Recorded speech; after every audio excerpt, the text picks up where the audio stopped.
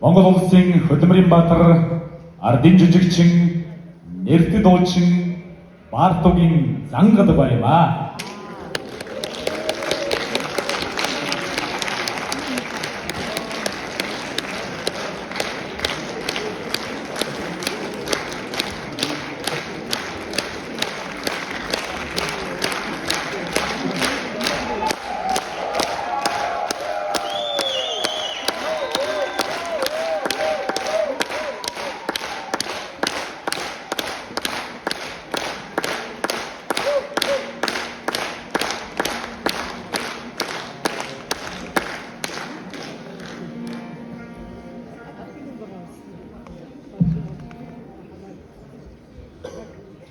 Сайн байцгаана уу?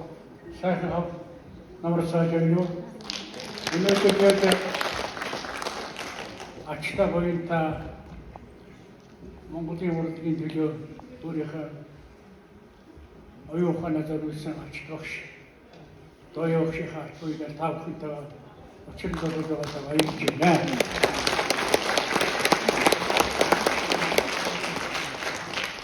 Дойо багштай би 1955 онд танилцж байсан.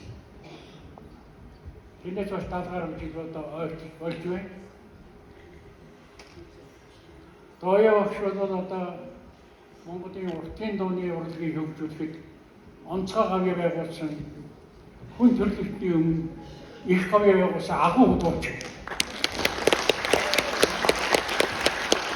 Дойо багшийн би тэгээд сүүл сургууль соёл яваад ингээд 1962 оноос эхлээд Дойо багшийн хөгжим бичгийн дунд сургууль найрал дууны багшаар ихтэй хоёр хамтарч ажиллаж байсан. Тэр үед одоо Дойо багшийг ингээд ажиглаад хараад байхад Дойо багш бол маш энгийн хүний төлөөл гэсэн удаа сэтгэлийг өгүүлж явдаг тийм сайхан хүн байсан. Тэгээд Дойо багш одоо ингээд харахад одоо ингээд нэг намхан зөөлөн дуутай хүн ярихтай хөлийн үгтэй хүн хажуудны хүнгээ суугаад юм ярьж байгаа. Тэр хүний үгийг маш анхааралтай чагнах, сонсож чаддаг сэтгэлийн асар хичээлтэй тийм хүн байсан. Дойо багш одоо өөрийнхөө амьдралын 30-40 жилийг ардын уртын дугаа баримтлаж, ардын уртын дугаа судалж, сурталчлах түгээх тийм үйл ажилд өөрийнхөө биеэ зориулсан агуу хүн байсан. Тэгээд ажиглаад байхад Дойо багш өглөө ингэж ирдэг. Бид тэр хоёулаа дээр сургууль дээр одоо байж байгаа чинь нэг өрөөнд одоо ингэж суун Дойо багш хажууд одоо юм үгүй ярих их надад байхгүй. Дойо багш одоо юм яриул ярихгүй бол дугаа сууж байгаа тэгээд одоо хүүхдүүдтэйгээ хичээлийн засваргаа нисгэн оролцсон үхээс биш Дойо багш хажууд одоо идэв ярих тийм ихч надад одоо байгаагүй. Би Дойо багшийг асар их үздэг. Тэгээд Дойо багш тэр хандаад 1960-аад оны үед одоо удам их ойрхон байсан учраас Чингэлтэй дүүргийн одоо тэнд активч Лусвандага, Шалгал Лусвандага гардаг байсан. Тэднийхтэй айл зүйдээ биеэрээ гардаг байсан. Тэгээд Лусвандагаатай одоо ардын уртын дууны талаар их хичээнгүүдийг ярьж байхыг би одоо их сонссон. Тэгээд хичээний одоо тэд дандаа тэр эрдэм судалгааны үйл ажиллагааны дууд ухааны талаар их ярьдаг байсан. Тэгээд 1960-аад оны үед тэр ардын одоо 103 дуутай Сэнхэр ардын уртын дуу гэсэн ном байгаа. Тэр дууныхаа номыг оюун багш одоо шан тохиолдуулаад бас одоо бас тэнд тусалж өөрчлөж тэр агуулгын хоорондоо биеиндээ тусалтай агуулгууд байсан. Тэгээд 1970 онд тэр номонд гарсан. Тэр номоо ингээ гаргаж байхдаа одоо би одоо Дойо багш хажууд одоо бас хажууд суусаар суугаад байгаа.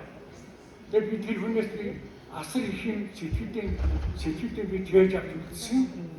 тэгээд одоо энэ дооёо өгшин талаар одоо энэ юу хиймээр юм бэ гэхийг ухаан надад дутаад байсан даа. Тэр их том хүний хажууд чинь мань мэдээ ухаанд дутдгийг. Тэгээд би одоо нэг өдөр Германы эрдэмтэн Лемин гэдэг хүний хийсэн дуучдын хоолойны цараа гаргах тийм ном олж авсан. Тэгээд тэрийг би харж байгаад дооёо өгшин хоолойны цараа гэдэг гаргаж үзүүлэх яадаг болоод тэр бас одоо юу энэ төр байхгүй учраас тэр уртын дууны нарийн нот аялал бас сайн ойлгохгүй учраас Бероогч хандаад Бероогч та надад би дооёо өгшин нэг дуундааны судалгаа хийж үзэх би ямар идэвхтэй хүн биш үү би идэвхтэй хүн биш зөвхөн дуу дуудаг хүн. Тэгээд би та дуртай цахим нотод өгөөч гэсэн чинь Бероогч шүнжигөө суугаад маргааш над дуртамжийг нотод асиж өгсөн. Тэгээд би тэр авчаа олж чадсан юм тэгээд хоолойхын цараа гаргасан учраас нэг дуундar задаргаа хийж үзэх гэж өөрийнхөө хэмжээч хэлээд чи эдийн хэмжээний хэмжээ биш. Тэгээд би хийж үзсэн хаана ямар хөдөлгөөн хийж байна вэ? Хаана тавхилт хийж байна вэ? Хаана бүнжүүрээр хөдөлгөөн хийж байна вэ? Амьсгаа яаж авчаа юу? Хаана одоо юу яаж хийдэг? Үгийн эмх цэцэг яаж авчих вэ гэдэг судалгаа хийгээд Монгол Ардын уртын дуу дуртал цаахан гэдэг дуундар би судалгаа хийгээд тэгээд би одоо өөртөө нэгээ Бероогч тал үзэж сонсоод тэгээд би зөрг гаргаад одоо би дооёогч арьсан дээ өөртөө. Тэгээд дооёогч одоо таадаа тэгээд өөрөө дуудаад чагнаад сонсоод өөрийнх нь бичлэгийг тавьчих юм байвал тэгээд тэр дээр та энэ таалтан дээр ингэж тавьж байна, та энэ таалтан дээр ингэж амьсгаач байна, та энэ дээр бүнгийн хөдөлгөөн хийж та шумхаад ингэж авчаад энэ тэр нарийн юмнуудыг бас ингэж өөрт нь хилээд хийгээд таны дуртамдаар би одоо чадан хийгээд тэрийг би таны хоолондоос задаргаа хийх тэр юм тэр Германы эрдэмтэд Лемин юунд би задаргаа хийсэн дооёо өгшин хоолойны цараа бол асар их том бараг 3 халтаар дуулж ирсэн. Агуу дуулж. Ийм учраас би багчид хүн төрөлхтний агуу дуулж бид нийлээд байгаа юм. Учир нь энэ дээр байна. Тэгээд одоо дооёо дуугаар үтгээд өөрсдөө чагнуудаа бас өөрөөсөө төвшөөл аваад ингээд 1973 оны 1-р сарын 1-ний соёл сэтгүүл дээр гарч нийтийн хүртэл болсон ийм түүхтэй юм аа. Тэгээ өнөөдөр би одоо бас их онцлог гэж байна. Өнөөдөр одоо бас яг 60 жилийн тэртээ 1964 оны 12 сарын 27-нд дооёо өгшин 60 насны аваад манай хөгжим бичгийн дунд сургууль тэмдэглэсэн байгаа юм. Тэгээ тэнд дооёо өгшин өөрлөр надад байсан, аюу хадгалсан. Тэгээ 60 жил өнөөдөр хадгалаад өнөөдөр та бүхэнд үзүүлэх гэж би түрүү өгсөн энд гаруй хүн юм уу? Тэгээ 60 жил хадгалсан энэ өөрийн хариу болоод 120 жилийнх нь энэ асар их том хүн төлтэй том наянд оролцож байгаа өчүүхэн асар их баярлж байгаа юм.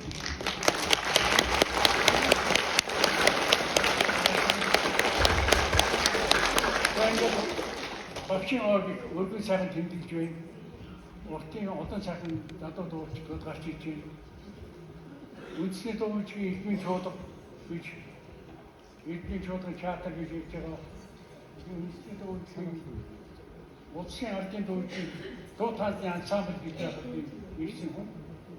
Өнөөдөр үндэсний дуучин эдмийн чуулга театр одоо ингэж ажиллаж байгаа. Асар их зөрөө байгаа боловч нэгэн үйлсийн төлөө энэ хүн агуу үйлсийн төлөө өөрийнхөө оюун ухаан амьдралаа зориулсан энэ агуу хүний 120 жилийн арга хэмжээнд хүрч ирсэн ихэн дууч таав хүн болон энэ улсын амьдралаа орсон ихэн дууч энийг зохион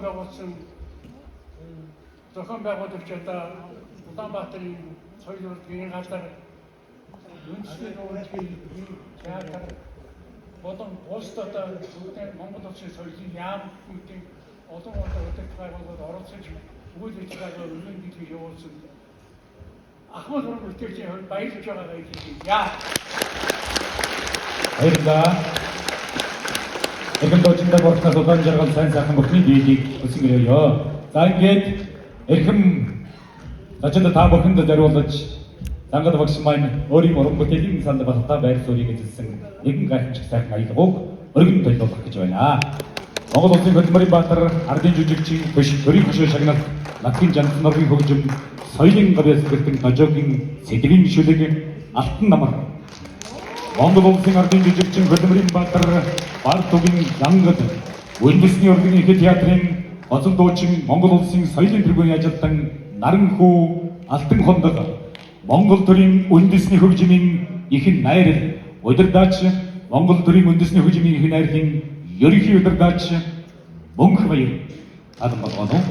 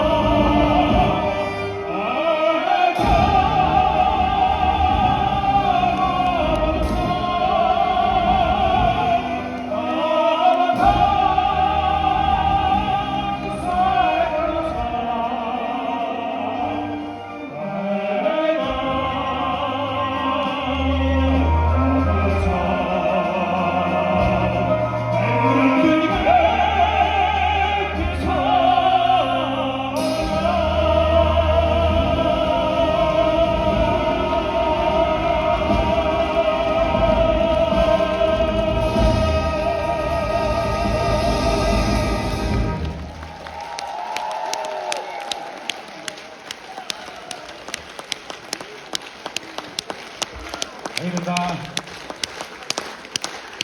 Ингээд очиж маань Дон хорин жилийн ойд зориулсан хүндэтгэлийн тэнгүүний хойноос уран бүтээлийг нэгэн дээлийг танилцуулсан Монгол улсын хөдөлмөрийн баатар ардын жижигчин нэрдэд дуучин Бартогийн Дангал багштан урднаас удаан жаргал сайн сайхан бүхний дээдийг өсгөрөөё. Эрхэм хүндэт үлэгчдээ адагтаа